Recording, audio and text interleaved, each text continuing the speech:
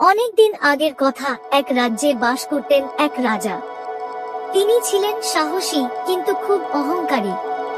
তার মুখ থেকে প্রায়ই বেরোতো, এই রাজ্যে আমার থেকে বড় আর কেউ নেই। আমার নামে পুরো আমি চাই রাজ্য গাইবে, প্রতিটি কণ্ঠে আমার কীর্তির সুর ভাসবে, প্রত্যেক রাস্তার দাঁড়িয়ে থাকবে আমার মূর্তি, গর্বে মাথা উঁচু করে দিনের আলোতে ঝলমল করবে। আমি চললে রাস্তা থমকে যাবে, আমার ছায়ায় মানুষ থামবে, আর কনিষ্ঠ থেকে বৃদ্ধ সবাই একসঙ্গে গাইবে আমার নাম। মহারাজ, মানুষ আপনাকে ভালোবাসে বলেই স্মরণ করে, জোর করে নয় গি। চুপ করো মন্ত্রী, তুমি আমার কথা শোনো, তুমি বেশি বুঝতে যেও না। এই বলতেই এক লাল কাপড় পরা সাধু হাজির হল রাজপ্রাসাদের দরজায়।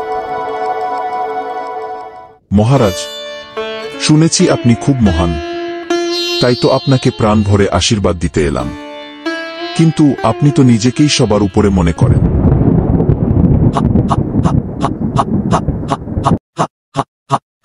কারণ আমি সত্যিই সবার ঊর্ধ্বে, আমার সমান কেউ নেই এই রাজ্যে। তাহলে কালকে হরিহর জঙ্গলে যাবেন, প্রকৃতি আপনাকে নিজেই সত্য শিখাবে গি। আমি রাজা, তাই কাউকে ভয় পাই না।